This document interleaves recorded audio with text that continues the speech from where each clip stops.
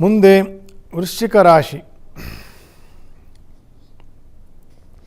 ವೃಶ್ಚಿಕ ರಾಶಿಯವರಿಗೆ ಒಂದು ರೀತಿಯ ವಿಶೇಷವಾಗಿರ್ತಕ್ಕಂತಹ ರಾಜಯೋಗ ಇದೆ. ರಾಶೀಶನೇ ವೃಶ್ಚಿಕದಲ್ಲಿ ಕುಜನು ಸಂಚಾರ, ವ್ಯಯದಲ್ಲಿ ಶುಕ್ರನು ಸಂಚಾರ, ರವಿಯೂ ವೃಶ್ಚಿಕದಲ್ಲಿ ಇದ್ದು ಒಂದು ಸ್ವಲ್ಪ ಕಾರ್ಯಭಾರ ಒತ್ತಡ ಜಾಸ್ತಿ ಆಗುತ್ತೆ.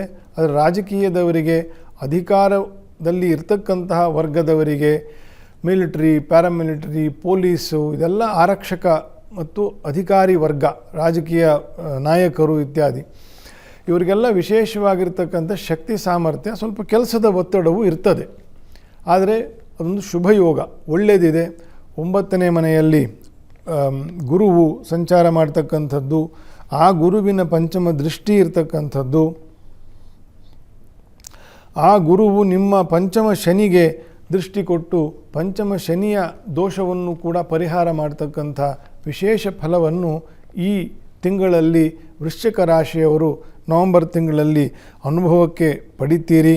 ಅನಾರೋಗ್ಯದಲ್ಲಿ ಇರ್ತಕ್ಕಂಥವ್ರಿಗೂ ಕೂಡ ಸ್ವಲ್ಪ ಬೆಟರ್ ಆಗ್ತಕ್ಕಂಥ ಯೋಗ ಇದೆಲ್ಲ.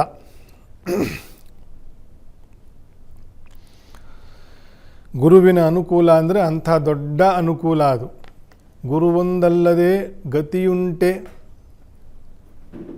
ಶರೀರದ ಪುತ್ರ ಮಿತ್ರ ಕಳತ್ರ ಬಾಂಧವರು ನೆರೆಸರಿಸುವರೇ ಸದ್ಗತಿಗೆ ಸಾಧನವ.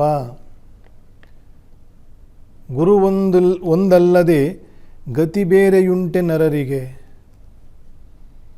ನಿರುತದಿ ಗುರುಪಾದವ ನಿಜದಲ್ಲಿ ಅರಿತು ಭಜಿಸಲು ಅಖಿಳ ಸಂಪದವಿತ್ತು ಪರಿಪಾಲಿಸುವ ನಮ್ಮ ಪುರಂದರ ವಿಠ್ಠಲ ಅಂತ ಗುರುವಿನ ಅನುಕೂಲ ಎಷ್ಟು ದೊಡ್ಡ ವಿಷಯ ನಮ್ಮ ಜೀವನಕ್ಕೆ ಅಂತಂತ ದಾಸರುಗಳು ಹೇಳಿಕೊಂಡಾಡಿದ್ದಾರೆ. ಅಂತಹ ಗುರು, ದೇವಗುರು ಬೃಹಸ್ಪತಿ ಕರ್ಕರಾಶಿಯಲ್ಲಿ ಸಂಚಾರ ಮಾಡ್ತಕ್ಕಂಥ, ಅಲ್ಪಕಾಲಕ್ಕೆ ಸಂಚಾರ ಮಾಡ್ತಕ್ಕಂತಹ ಒಂದು ಸಂದರ್ಭದ ತಿಂಗಳಲ್ಲಿ ಇದ್ದೀವಿ ಅಂತ ನೆನಪಿಸಲಿಕ್ಕೆ ಒಂದು ಸ್ಮರಣೆಯನ್ನು ಮಾಡಿದೆ. ಅದನ್ನು ಚೆನ್ನಾಗಿ ಬಳಸ್ಕೊಳ್ತಕ್ಕಂಥದ್ದು ವೃಶ್ಚಿಕ ರಾಶಿಯವರು ಮತ್ತು ಎಲ್ಲರೂ ಕೂಡ